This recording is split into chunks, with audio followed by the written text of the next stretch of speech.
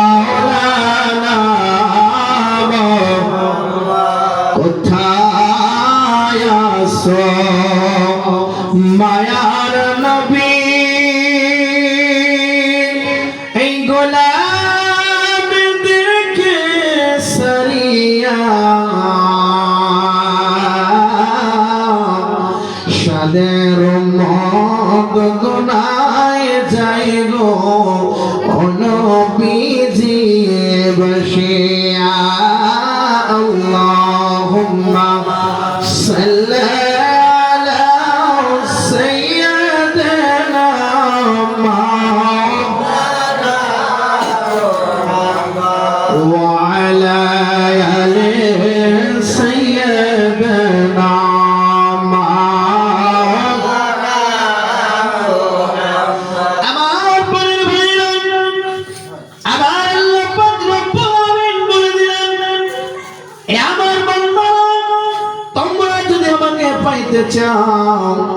তাহলে আমার বন্ধুকে ভালোবেসে আমার আল্লাহকে পাইতে হবে বলি সুবহানাল্লাহ। আতিউল্লাহ ওয়া আতিউর রাসূল, যেখানে আমার আল্লাহ সেখানে আমার রাসূল। আতিউল্লাহ ইত্তাকুল্লাহ, আমার আল্লাহ বলছেন বান্দারে তোমরা আল্লাহকে যদি পাইতে চাও রাসূলকে ভালোবেসে বলি সুবহানাল্লাহ।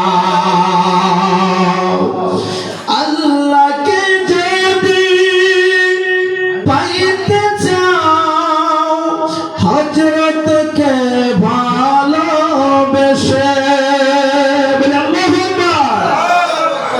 আল্লাহকে যদি পাইতে চাও হযরতকে ভালোবেসে এই জন্য আমার আল্লাহ পাক রব্বুল আলামিন বলেছেন বান্দারে তোমরা যদি আমার আল্লাহকে পাইতে চাও কখনো ওসিলা ছাড়া পাও নাই পাওয়া সম্ভব না। আমার আল্লাহ সুন্দর করে ঘোষণা করে বলেন বিসমিল্লাহির রহমানির রহিম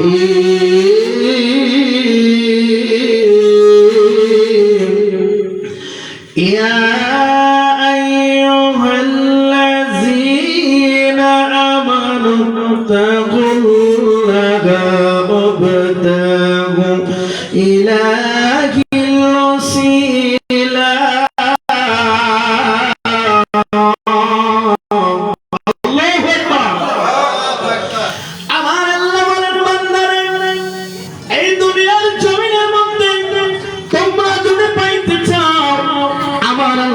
পাইতে হলে ওসিলা অন্বেষণ করে পাইতে হবে বলি সুবহানাল্লাহ।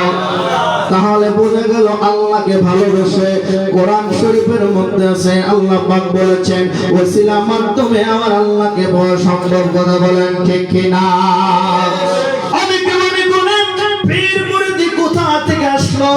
আহলে বায়াত কোথা থেকে আসলো অনেকে বুঝতে চাই না আমার বোনের দাদু ভাইরা। এই আহলে বায়াত নবী রাসূল পয়গম্বর থেকে নবী রাসূল সাহাবায়ে কেরাম থেকে ধাপে ধাপে বায়াত এসেছে বলি সুবহানাল্লাহ। এই বায়াত শব্দ আত্মসমর্পণকারী দরবারে যখন যাই আমার বোনের ভাইরা আমরা কি জন্য মুরিদ হই? আপনার দুনিয়ার মধ্যে যখন আপনি শিক্ষা গ্রহণ করতে যাবেন আপনি হিফজ পড়তে গেলে হিফজ বানাই দিতে হবে। কথা বলেন ঠিক কিনা? জেনারেল লাইনে পড়তে চাইলে আপনার স্কুলে কলেজে ভর্তি হতে হবে। আর আল্লাহ রাসূলকে যদি পাইতে চান একজন কামালে মুকাম্মেল দপ্তরে যাওয়া লাগবে বলি সুবহানাল্লাহ।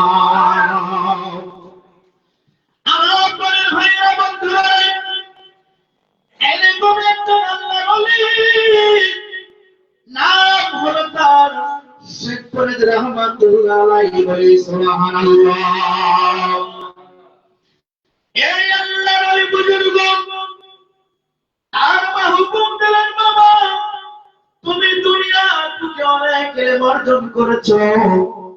এ বাবা কোন একটা কথা বলে দিতে চাই বাবারে, তোমার ভিতরের মধ্যে যে একটা টুকরা বস্তু আছে রে বাবা, দুনিয়ার জমিনে যতই জ্ঞান তুমি অর্জন করেছো এই কালবের অন্তর চক্ষু তোমার এখনো বন্ধ আছে রে বাবা। এই কালবের চক্ষুটা অর্জনের জন্য একজন মোকাম্মেল মুর্শিদের দপ্তরে যাওয়া লাগবে। বলি সুবহানাল্লাহ। এই শেখ ফরিদ রহমাতুল্লাহ হুকুম দিলে, শেখ ফরিদ রহমাতুল্লাহ বলতেন, বাবা তুমি ওমর দরবারে চলে যাও। এইবার যখন শেখ ফরিদ রহমাতুল্লাহ সুরমা নদীর কিনারে যখন চলে গেলেন, যাওয়ার পরে ওই আল্লাহর ওলি দেখতেছে, যারা আল্লাহর ওলি হয় তাদের আল্লাহ পাক তাদেরকে জানিয়ে দেয়। বলি সুবহানাল্লাহ। আল্লাহ সত্তানির নিশ্চয় আউলিয়া আল্লাহ তরফ থেকে যারা বন্ধু হয়ে যায়, দুনিয়া জানেন তাদের ভয় থাকে না, তাদের টেনশন থাকে না। আমার আল্লাহ পাক তাদেরকে একটা অন্তরের চক্ষু দিয়েছে, এই চক্ষু নিয়ে তারা আল্লাহর সঙ্গে তারা সবকিছু শুনতে পায়। বলি সুবহানাল্লাহ। এইবার শেখ ফরিদ রহমাতুল্লাহ যে হুজুরের কাছে বায়াত গ্রহণ করবে, এবার পীর সাহেব চিন্তা করে, আমারে যে যুবকটা আমার দরবারে আসতেছে সে তো আগেই থেকে আল্লাহর ওলির দপ্তরে তার নাম লেখা হয়েছে। বলি সুবহানাল্লাহ। আমি তার নতুন করে কি বায়াত করব? আমার মনের বাইরে পীর মুরিদের তালিকা। এবার শেখ ফরিদ রহমাতুল্লাহ আপন মায়ের হুকুম পালন করার জন্য আপন পীরের দরগাহে যাবে, বায়াত গ্রহণ করবে। মার হুকুম আদেশ পালন করার জন্য এই দরবারের দিকে রওনা দিয়েছে, পীরের দরগাহের কদমে চলে যাবে। এবার পীর চিন্তা করে, আল্লাহ যে বালকটা আমার দরবারে আসতেছে সে তো আপনার দরবারে আজ থেকে ওলির খাতায় তার নামটা লেখানো আছে, একে নতুন করে আমি কি বায়াত করব? বলি সুবহানাল্লাহ। ওরে কেউ বুঝিতে পারে না রে ওলি আল্লাহর খেলা, ওরে কামের পীরের খেলা। ওরে জল করিয়া বুঝতে গেলে তার কাছে বারণ জানা, কেউ বুঝিতে পারে না রে ওলি আল্লাহর খেলা। কথা বলেন ঠিক কিনা? ওরে ৩৬ বছরে কারো কেন কি পড়ে না,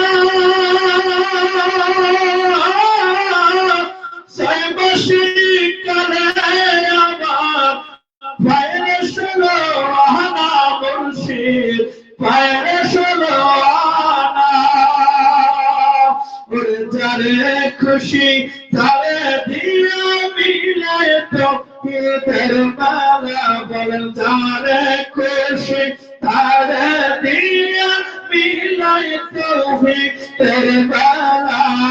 কেউ বুঝিতে পারে না রে খাজা বাবার খেলা। ৩৬ বছরে কারো কেমন পাবে না, ছয়মাসি কালে আমার বাইরে ষোলো আনা বাবা, বাইরে ষোলো আনা। যারে ইচ্ছা তারে দিয়া বিনয় তৌহিদের মালা। কেউ বুঝিতে পারে না রে ওলি আল্লাহর খেলা। আমার বন্ধুরা বন্ধুরা, এবার শেখ ফরিদ রহমাতুল্লাহ আল্লাহর দরবারে হাত করে বলে, আল্লাহ ওই পারে যত নৌকা আছে আল্লাহ সবগুলো এই পারে ফিরাইয়া দেন, ওই যুবক যাতে এই পারে আসতে না পারে। বলি সুবহানাল্লাহ। ওলিরা কার বন্ধু? ওলিরা কার বন্ধু? ওলিরা আল্লাহর বন্ধু। ওলিরা যখন আল্লাহর কাছে চায় আল্লাহ দিতে কোনো দেরি করে না। বলি সুবহানাল্লাহ। এবার আল্লাহ বলে, আল্লাহর দরবারে হাত তুলে বলে, আল্লাহ যে যুবক আমার কাছে বায়াত হওয়ার জন্য আসতেছে, এ তো আপনার দরবারে আজ থেকে ওই কাতারে তিনি চলে গেছে, আমি তাকে কেমনে করে আমি বায়াত গ্রহণ করব? অতএব আল্লাহ এই যুবককে নদীর এই পারে আসতে না পারে, আল্লাহ ওই পারে যত নৌকাগুলো আছে মাঝদেরকে খবর দিয়া ওই পারে নিয়ে গেছে, বলি সুবহানাল্লাহ। এবার শেখ ফরিদ রহমাতুল্লাহ আলাইহি আসে দেখে যে নদী এই পাশটা ফাঁকা, সব নৌকা ওই দিকে ফিরাই নিয়ে গেছে। আল্লাহ বলে দোয়া করছে, আল্লাহ পাক কবুল করছে। এইবার শেখ ফরিদ রহমাতুল্লাহ আলাইহি আল্লাহর দরবারে দুহাত বাড়িয়ে বলে, আল্লাহ তুমি তো জানো আমি ইচ্ছা করে আমি ওই পারে যাইতে চাই না, আমার মার হুকুম দিয়েছে, আমার মায়া হওয়ার জন্য আমাকে সত্য দিয়েছে। আল্লাহ তুমি তো ভালো জানো আমার মার হুকুম পালন করার জন্য ওই পীরের কাছে মায়া হওয়ার জন্য যাইতেছে, বলে সুবহানাল্লাহ।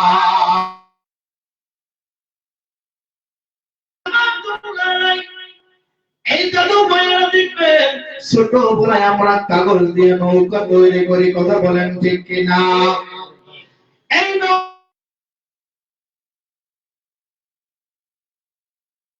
বলে সুবহানাল্লাহ। সমস্ত নৌকা যখন ওই পারে নিয়ে গেছে, শেখ ফরিদ রহমাতুল্লাহ আলাইহি কাগজ দিয়ে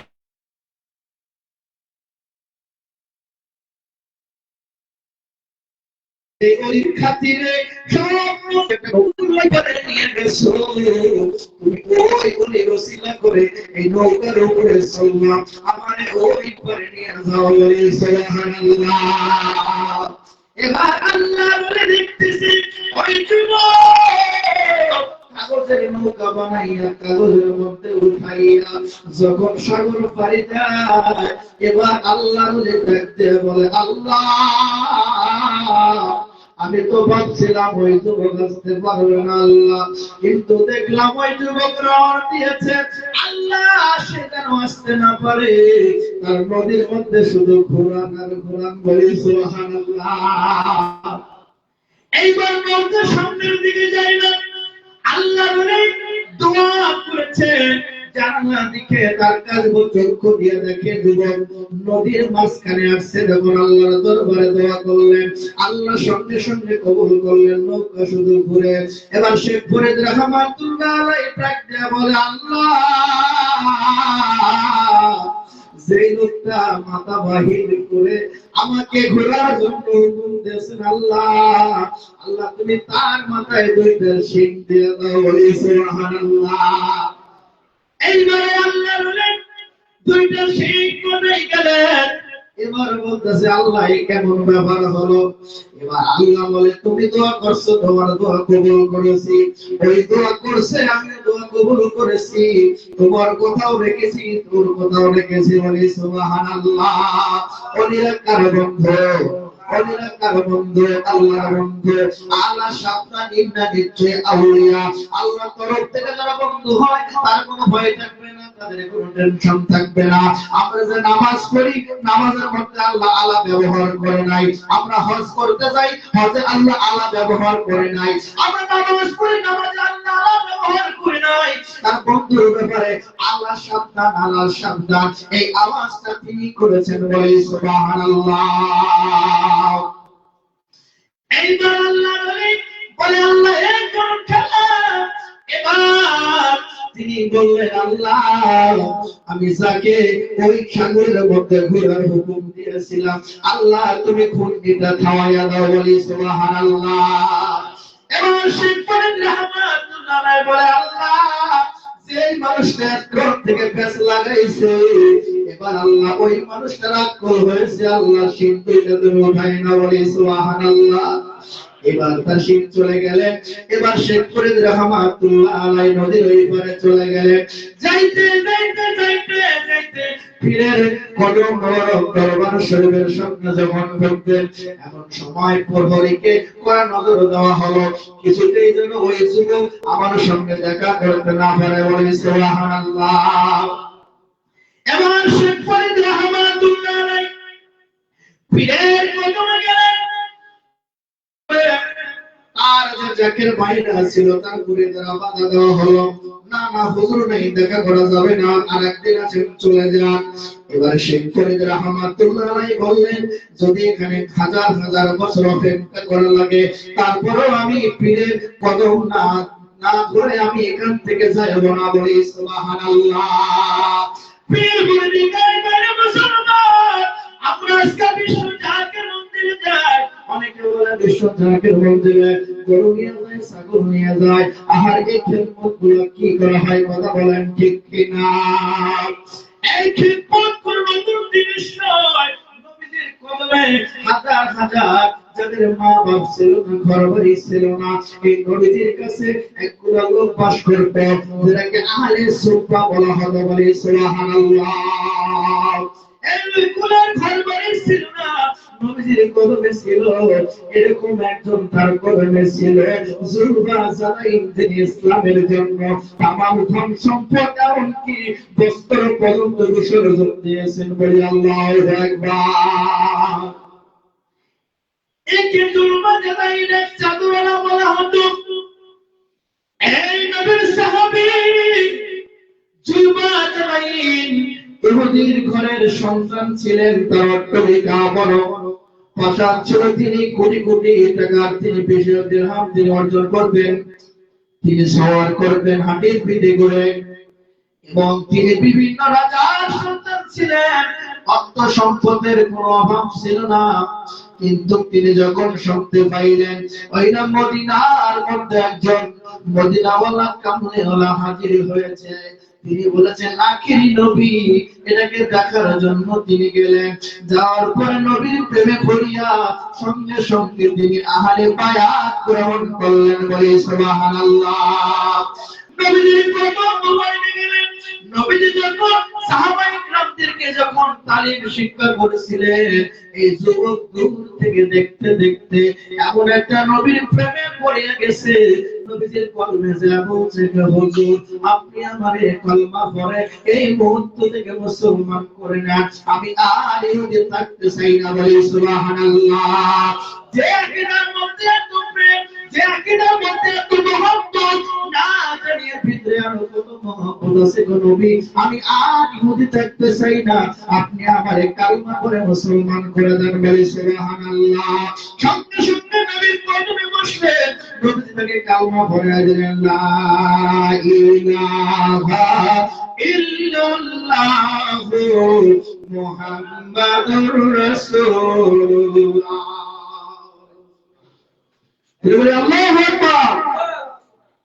এই যুবকদের ইসলাম গ্রহণ করার পরে দেবের সমস্ত রাজ্যের লোকেরা বলল, তোমার ছেলে যুবকদের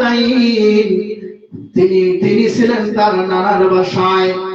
এবার যখন এলাকার লোক সমস্ত চাল চলল, কথা হলো তোমার যুবক যারা ইসলাম গ্রহণ করেছে, নবীর হাতে কালেমা পড়েছে, এবার যখন যুবক যারা নবীজির কদম মোবারক থেকে ফিরলে, আর মামা জিজ্ঞাসা করলো, এই যুবক যারা আমি কি শুনলাম এটা কি সত্যি কিনা?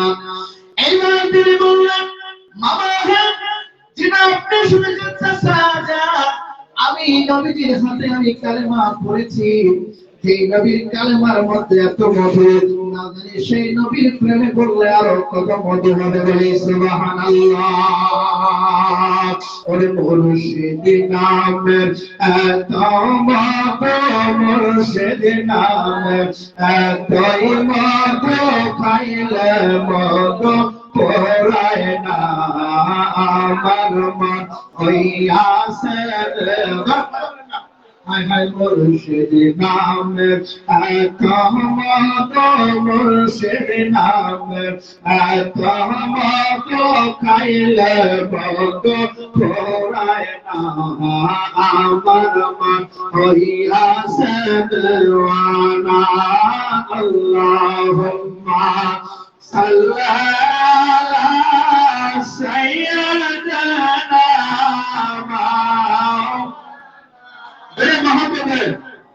وعلى آل سيدنا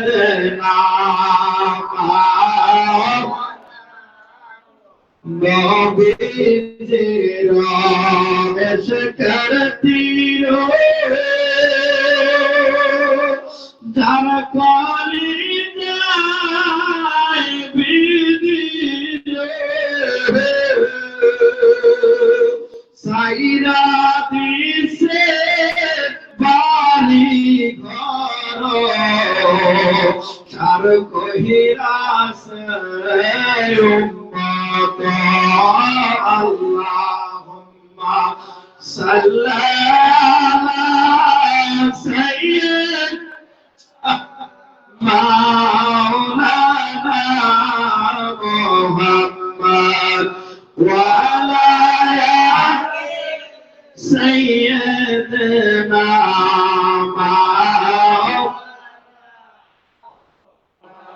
এইবার বললেন সাজাদ হ্যাঁ আমি নবীজির সাথে আইনা মদিনায় গিয়ে আমি বায়াত হয়েছি কালমা পড়েছি চাচা দেখতে বলে দুবা জাদাই তোমার পরনে যে পোশাকটা সেটা কার পোশাক বলে তোমার দেওয়া পোশাক তাহলে তোমার পোশাকটা আমাকে খুলে দাও বলি আল্লাহু আকবার তিনি বললেন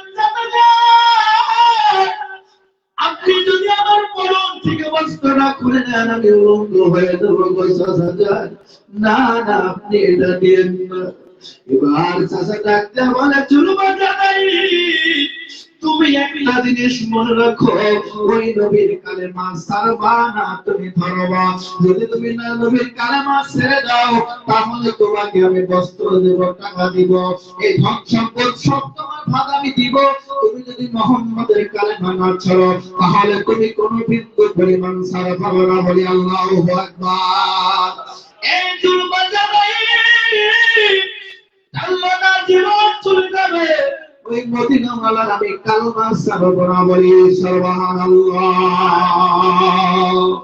জীবন চলে যাবে কিন্তু নবীজি কালেমা আমি সারব না ওই কালেমা আমি কখনো সারব না এবার জুলবাজারাইনের চাচা ডাক দিয়ে বলে জুলবাজারাইন আমার দেওয়া পরনের টাকার পোশাকটা তোমার উপরে আছে এবার পোশাকটা তুমি আমাকে খুলে দাও জোরপূর্বক করে জুলবাজারাইনের কাছ থেকে পরনের কাপড়গুলো খুলে নেওয়া হলো এক এক করে বলে আল্লাহু আকবার এবার জুলবাজারাইন অবস্থা পরনে বস্ত্র নাই পৃথিবীর মধ্যে কোথাও যদি সন্তান জায়গা না পায় মার কোলের মধ্যে সন্তানের নিরাপদ কথা বলেন ঠিক কিনা এইবার একটা ধর্মের পার দরজার মধ্যে দাঁড়াইয়া গেছে এবার মা ডাক দিয়ে বলে জুলবাজারাই এই তো ধনী ঘরে তুমি দুলাল এই রাজ্যের মধ্যে তোমার সে ধনী ব্যক্তি তোমার বাবার সে কেউ ছিল না রে কিন্তু জুলবাজারাই তোমার পরনে কেন বস্ত্র নাই এবার জুলবাজারাই চোখের পানি ছেড়ে দেয়া বলে মা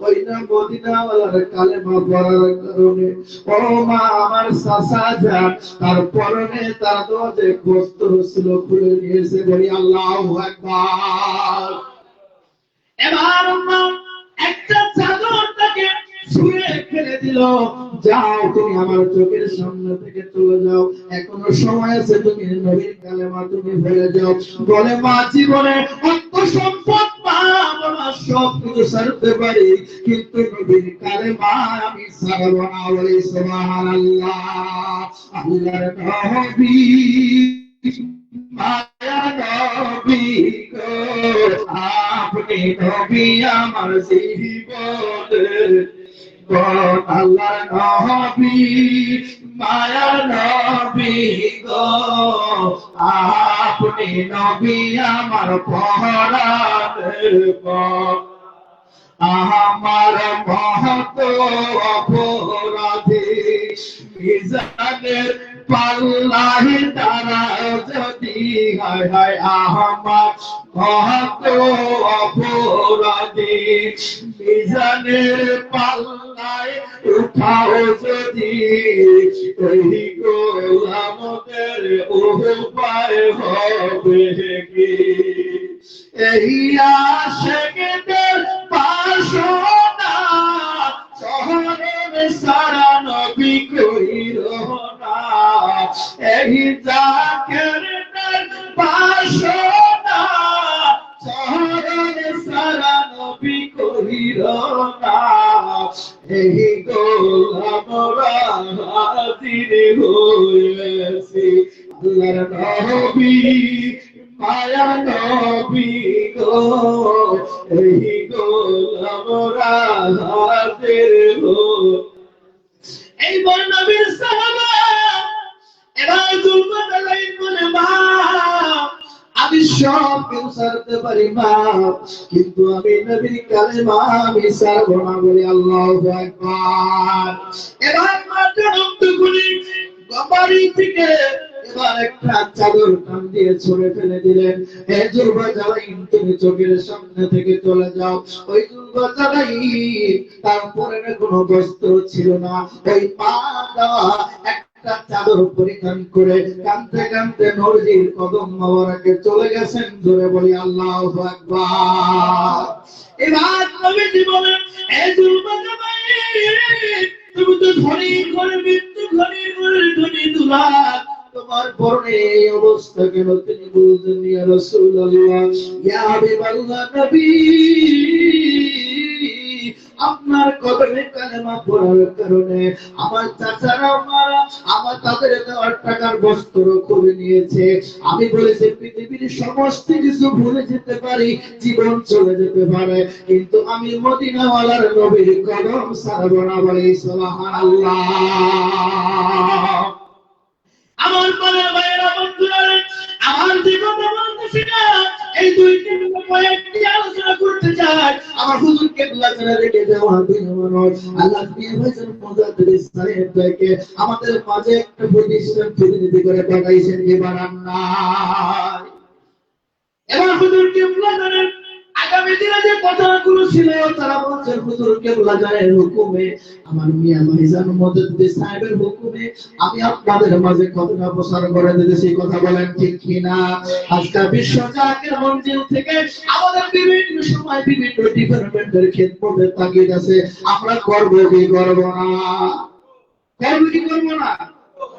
আকীদা থাকতে হলে এরকম সাহাবায়ে কেরামদের মতো আকীদা বিশ্বাস থাকতে হবে। কথা বলেন ঠিক কিনা? সব কিছু বলতে পারবে কিন্তু খেদমত নবীজির কদমের কালেমা ছাড়বে না। কথা বলেন ঠিক কিনা? এইবার জুলকারনাইন চোখের পানি ছেড়ে দিয়ে নবীজির কদমে হাজির হয়ে গেলেন। নবীজি বললেন তাহলে ঠিক আছে, তোমার কোথাও যাওয়া লাগবে না, আজ থেকে তুমি আমার কদমের পাশে থাকবা বলে সুবহানাল্লাহ। ঘর ছিল না, বাড়ি ছিল না, অনেকগুলো লোক ছিল নবীজি একটা তাদের জন্য আগুন বাসস্থান রেখেছিল। তার নবীজি তাদেরকে খাওয়াইতো, নবীজি তাদের সঙ্গে মত বিনিময় করতে পারে সুবহানাল্লাহ। যেটাকে আহলে সুফা বলা হয়, আমরা যেটাকে যে বাবার বিদর্শন বলা হয়, সেরকম নবীজি একটা খুঁজছিল যেটাকে আহলে সুফা বলা হতো। এবং সেখানে অসংখ্য যাদের ঘর বাড়ি ছিল না ওই নবীজি তাদের জন্য থাকার খাওয়ার ব্যবস্থা করে দিতেন বলে সুবহানাল্লাহ। এইবার আমার পরে ভাইরা খিদমত কিভাবে আসলো, কোথা থেকে আসলো? আপনার আমার নবীজি খন্দকের যুদ্ধের ময়দানে যাওয়ার জন্য হুকুম দেওয়া হলো। ও আমার সাহাবারা তোমরা কে কেমনে পারো? যেখানে দীর্ঘদিন যুদ্ধ চলে সময় লাগবে, যুদ্ধ চলার সময় অনেক সময় লেগে যাবে, কিন্তু আমরা যে খাবো থাকবো তার জন্য তো কিছু আমাদের দরকার আছে। কথা বলেন ঠিক কিনা? এবার সমস্ত সাহাবায়ে কেরামদের যাহা কিছু ছিল সাধ্য মতন নবীজির কদমে এসে যখন খেদমতের একটা বড় ভান্ডার যখন তৈরি করা হলো,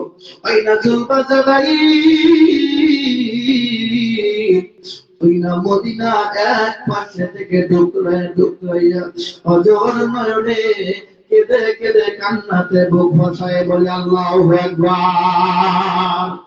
এবার নবীজি বলে জুলকারনাইন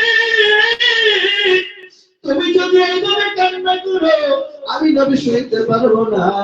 আমার কালেমা পড়ার কারণে তোমাকে মা জুদা করে দিয়েছে, সংসার থেকে জুদা করে দিয়েছে, বিভিন্ন অর্থ সম্পদ থেকে জুদা করে দিয়েছে। জুলবাজাই তুমি কি জন্য কবে? এবার জুলবাজাই চোখের পানি ছেড়ে দিয়া বলে ইয়া রাসূলুল্লাহ, ও নবী গো, আজকে যুদ্ধে যাওয়ার জন্য, আপনার যুদ্ধে যাওয়ার জন্য সমস্ত সাহাবা একরাম আপনার কদমে হাজিরা নিয়ে আসতেছে, নজরানা নিয়ে আসতেছে গো নবী। আজকে আমি জুলবাজাই আমার একটা পরনের কাপড় ছাড়া দ্বিতীয় কোনো কাপড় নাই গো নবী। ও নবীজি, সবাই আপনাকে নজরানা দিতেছে, হাদিয়া দিতেছে যুদ্ধের জন্য। নবীজি আমি কি আপনার কাছে নজরানা দিবা? বলে আল্লাহু আকবার। ইয়া রাসূলুল্লাহ, ইয়া হাবিবাল্লাহ, নবী গো, আপনি যদি আমার অনুমতি দেন আমি একটা খিদমত দিতে পারি গো নবী। আমার নবী চোখের পানি ছেড়ে দিয়া বলে জুলবাজাই কি এমন খিদমত আছে, কি এমন খিদমত দিবা? জুলবাজাই বলেন নবী গো, আপনারা যখন যুদ্ধের ময়দানে যাবেন আমাকে সঙ্গে করে যাবে, আমার জীবনটা যুদ্ধের ময়দানে আমি খিদমত দিয়া দেব। বলে সুবহানাল্লাহ। তাদের খিদমত শুধু করতে হয় না, শারীরিক মানসিক আর্থিক খিদমত তিন প্রকার হয়। বিভিন্ন ডিপার্টমেন্ট থেকে খিদমত চলে, কথা বলেন ঠিক কিনা? বিশ্ব জাকের মঞ্জিলে 54টা ডিপার্টমেন্ট আছে। আমার পাড়ার ভাইরা ছাত্রদল আছে, মূলদল আছে, যুবকর্মী আছে। আমার পাড়ার ভাইরা বিশ্ব জাকের মঞ্জিলে হাজার হাজার লোক খানা খায় কি খায় না, এখানে কোনো পাত্রিকতে কোনো প্রশাসন লাগে না। এই জাকের ভাইরা সুন্দর করে সেফটি দেয়, কথা বলেন ঠিক কিনা? ঘন্টায় 5 লক্ষ লোকের খানা এই বিশ্ব জাকের মঞ্জিলে হয়। একজন নেতার পক্ষে কখনো সম্ভব না, একজন এমপি মন্ত্রীর পক্ষে কখনো সম্ভব না। এটা একমাত্র সম্ভব আল্লাহ তাআলার বন্ধু যারা, কথা বলেন ঠিক কিনা? আমার হুজুর কিবলা বলেছেন, বাবা এই দরবারটা আমার না, বাবা এটা আল্লাহ এবং আল্লাহ রাসূলের দরবার। আমি মাত্র পাহারা করব বাবা, তোমার দাদু হুজুর দয়া করে আমাকে এই দপ্তরে পাঠাইছে। বলি সুবহানাল্লাহ। আর বিশ্ব জাকের মন্দিরে যায়, বিশ্ব জাকের মন্দিরে যেমন কোনো কিছু অভাব হয় না, যারা বিশ্ব জাকের মন্দিরে জাকের ভাইয়েরা যায়, আমার হুজুরকে বললাম যেগুলো ওজিফা কালাম দিয়েছে, এই ওজিফাগুলো যদি কেউ ঠিক ঠিক ভাবে আদায় করে, কোন জাকের ভাই গরিব থাকবে না, কথা বলেন ঠিক কিনা? বিশ্ব জাকের মন্দিরে চিন্তা হয় না, আমার ঘরের বাইরে নেতারা বলুক হয় না। বিশ্ব জাকের মন্দিরের মুরিদেরা যখন রাত্রি বেলায় সবাই যখন ঘুমায়, সবাই যখন ঘুমায়, রাত্রি 2টার সময় বিশ্ব জাকের মন্দিরে হুজুর কিবলা জাকেরদেরকে কোরআন পড়ার শিক্ষা দিয়েছেন কি দেন না? কোরআন তেলাওয়াতের হুকুম দিয়েছেন। আবার 3টার সময় তিনি বলেছেন, বাবা পৃথিবীর সমস্ত অফিস আদালত বন্ধ হয়ে যায় রে বাবা। এই সময় মহান আল্লাহ পাকের রহমতের দরজা খুলতে থাকে। বলি সুবহানাল্লাহ। এ বাবা উযু বানাইয়া পাক পবিত্র অর্জন স্থানে বসিয়া মহান মালিককে মধুর তিন নাম করে ডাকতেন, আল্লাহ ইয়া রহমান ইয়া রহিম, আল্লাহ ইয়া রহমান ইয়া রহিম। আমার দয়াল বাবা এ জাকেরদের চোখের পানি নিবে না জোরানা, আমার হুজুর কিবলা জান এ জাকেরদের চোখের পানি নিবে না জোরানা। শিমুলের তুলা যেমনি উড়ে রে, শিমুলের তুলা যেমনি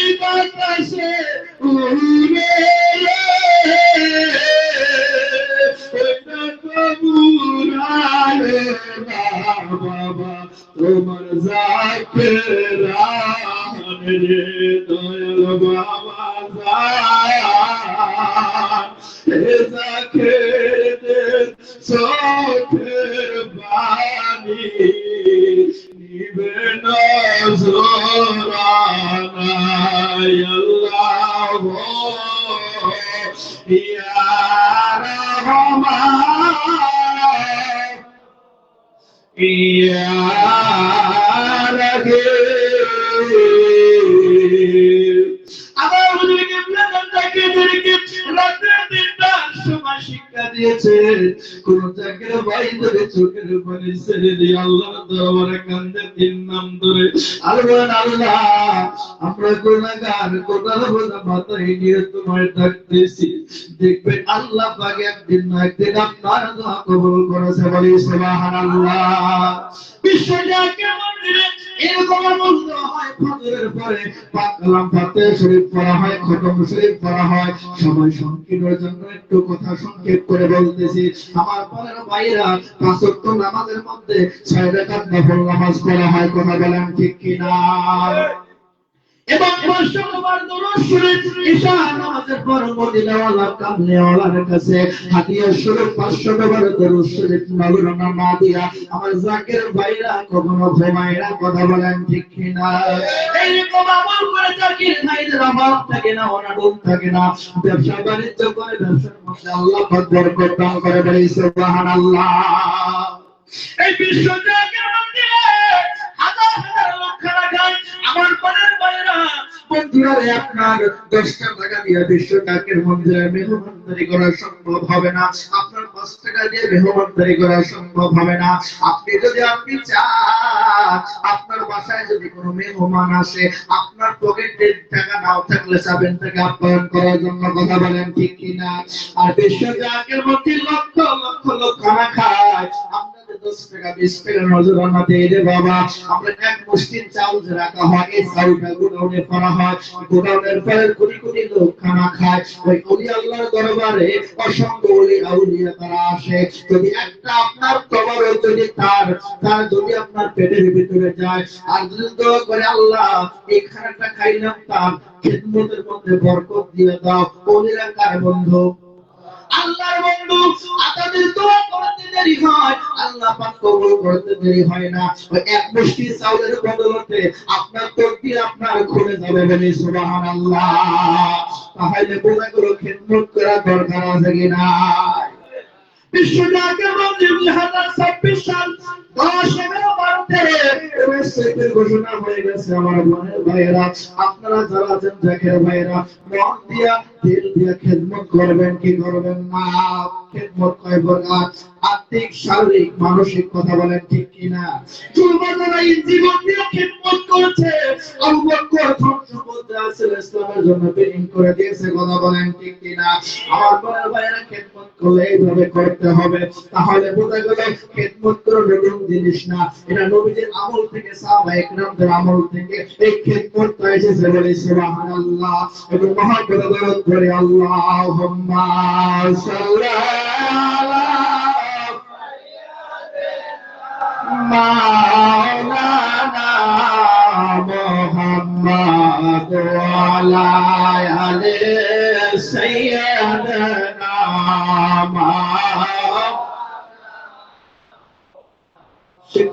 মনে আছে? ঘাটে পার হইয়া পীরের কদম পর্যন্ত গেছে, সংক্ষিপ্ত বলে শেষ করে দেব, মনে আছে? আমার বড় ভাইরা, এইবার শেখ ফরিদ রহমাতুল্লাহ আলাইহি পীরের কদমে মা হুকুম পালন করার জন্য গেলেন। পীর মনে মনে চিন্তা করে, হারে শেখ ফরিদ তো আগে থেকে আল্লাহর ওলি, তাকে আমি কি বায়াত করব? এবার যখন লোকেরা বলল যাও যাও দেখা হবে না, হুজুর ভিতরে নাই, এবার শেখ ফরিদ রহমাতুল্লাহ আলাইহি বলে, যদি 12 বছর থাকাও লাগে তাও তার সঙ্গে দেখা না করে যাব না, বলি সুবহানাল্লাহ। এইবার অনেক গন্ডগোল শুরু হয়ে গেল। এবার হুজুর যখন বের আসলেন, কয় বাবা তাকে আসতে দাও। কয় তুমি কি জন্য গেটের মধ্যে তুমি গন্ডগোল লাগাইছো?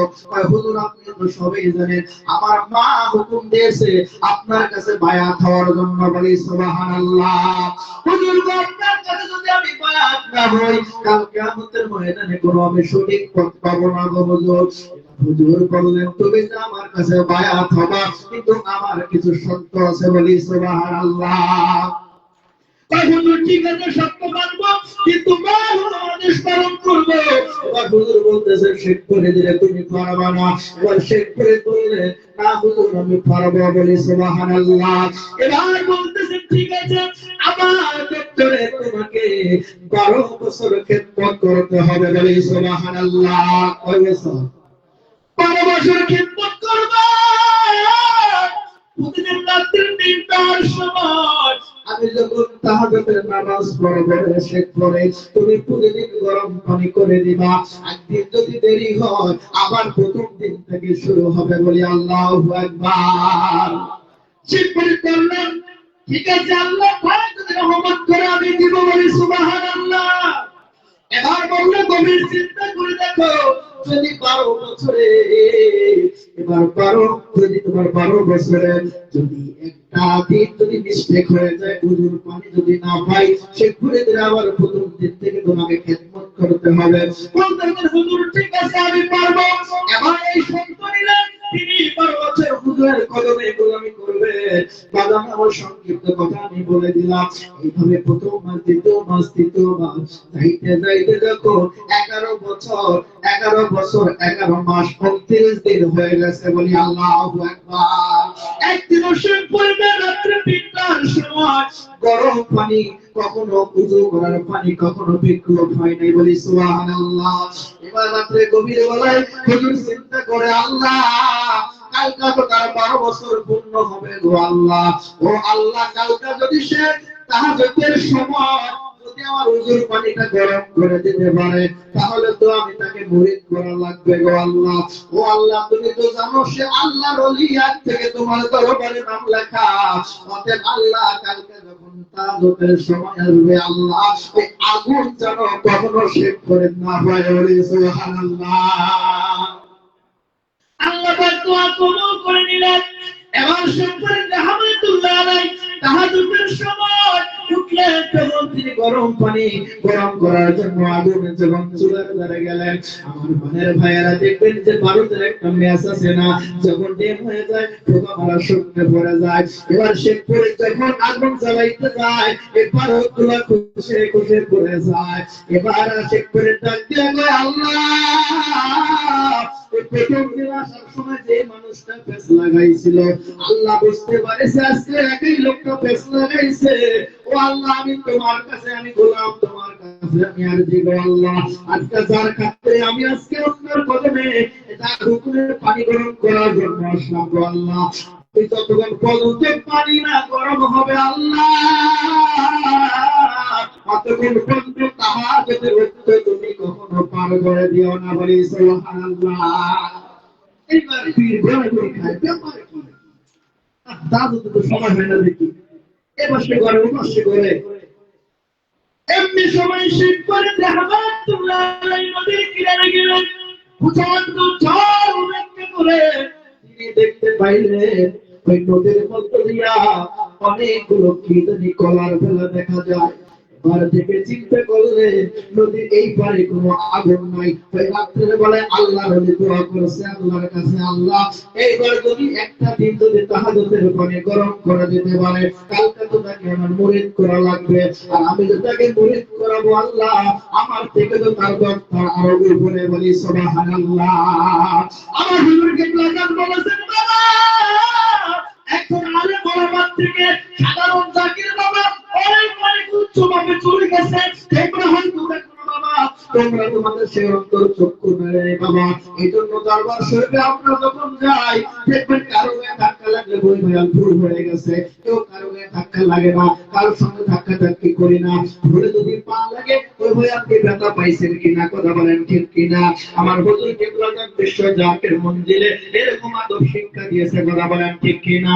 বিশ্ব জাকের মঞ্জিলে আল্লাহকে পাওয়ার জন্য চাইতে মূল দিক দিয়ে নির্দেশনা দিয়েছে। আমার হুজুরকে বলেছেন বাবা আদব বুদ্ধি মহব্বত সাহস এই চারটার ভিতরে থাকবে বাবা তার আল্লাহ এবং আল্লাহর রাসূল পাওয়া সম্ভব হয়ে যাবে, বলি সুবহানাল্লাহ।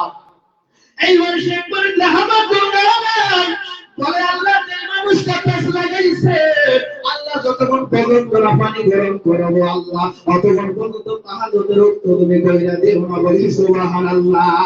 এবার নদীর কিনারে তাকায়া দেখে ওই পারে একটা আগুন জ্বলতেছে, আগুন জ্বলতেছে, ওই পারে আগুন এই পারে আগুন নাই। এবার দেখতেছে কলার গাছের ফেলা।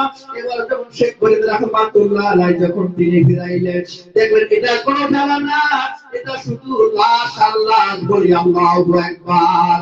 কয়েকটা লাশ একত্রিত করে তার কোমরের গামছাটা বাঁধিয়া যখন ভেলা বানাইলে এবারে ভেলারে বললেন, ভেলারে আমার হুকুমে তোমাকে চলা লাগবে না, আমি যেই পীরের কদমে খেদমত করার জন্য আসছি, আমার পার খাতিরে ওই পীরের ওসিলায় তুমি আমাকে নদী পার করে দাও, বলি সুবহানাল্লাহ।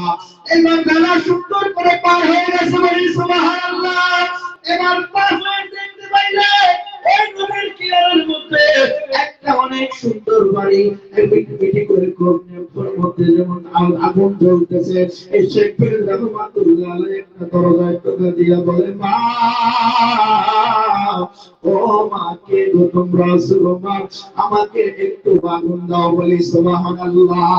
কিন্তু যেই বাড়িতে গেছে শেখ ফরিদ রাহমাতুল্লাহ আলাইহি, এই মহিলাটা ছিল একটা বেচারি মহিলা, ওই মহিলা ছিল একজন হচ্ছে পতিতা মহিলা।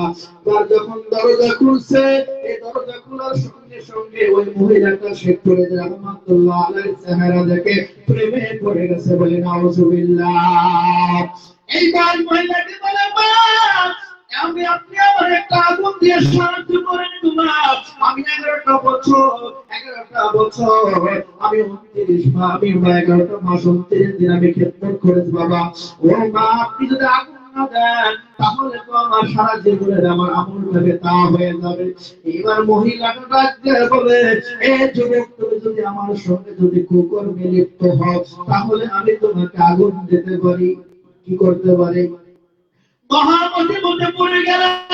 এবার শেখ ফরিদ রাহমাতুল্লাহ আলাইহি বলতেছেন, আল্লাহ কোন কঠিন পরীক্ষার মধ্যে ফেলাই দিলাম, এদিকে উজুর পানি গরম না করলে আমার 12 বছরের সাধনা একদিনে নষ্ট হয়ে যাবে, অন্যদিকে কোন এমন ইমানের পরীক্ষার মধ্যে ফেলাইলাম।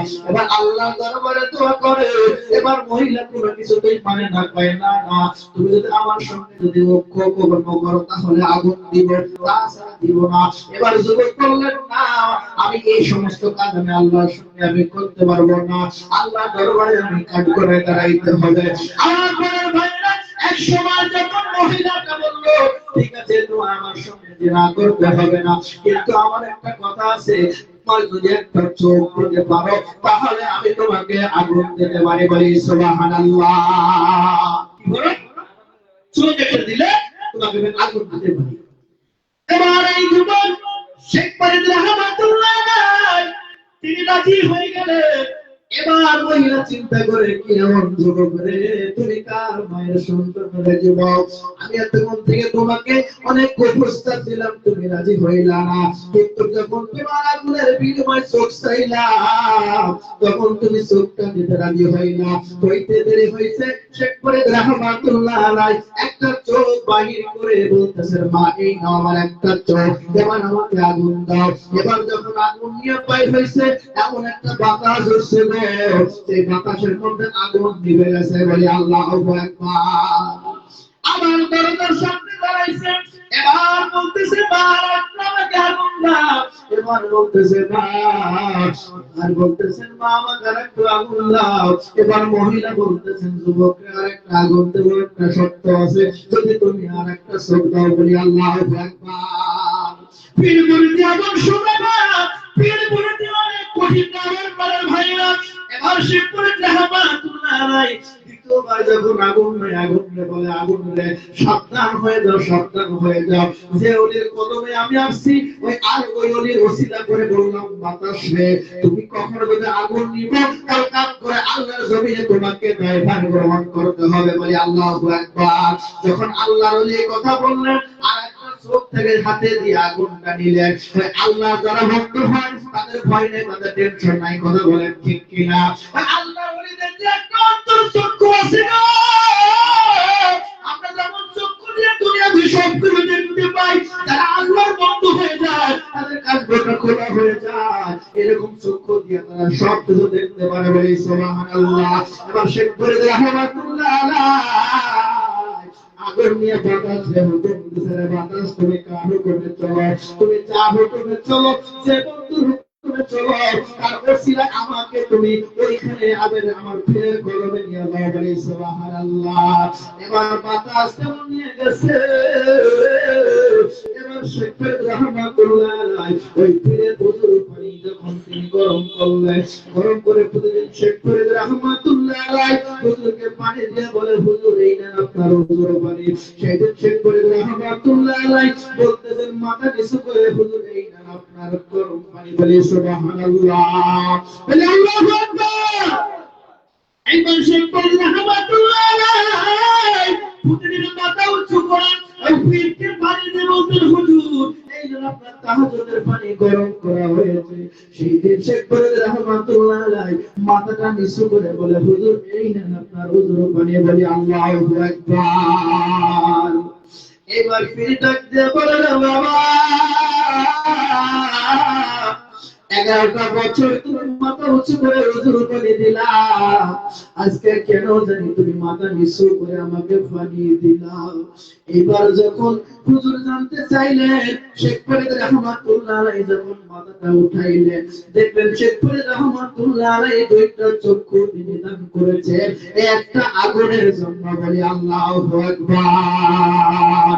ওই প্রেমের লাশ কারবালা, প্রেমের লাশ কারবালা সবাই বোঝে না আশক আর মাশকের প্রেমের এই তো নিশানা আল্লাহ আল্লাহ আল্লাহ আল্লাহ আল্লাহ আল্লাহ আল্লাহ প্রেমের লাশ কারবালা, প্রেমের লাশ কারবালা সবাই বোঝে না আশক আর মাশকের প্রেমের এই তো নিশানা আশক আর মাশকের প্রেমের এই তো নিশানা আল্লাহ আল্লাহ আল্লাহ আল্লাহ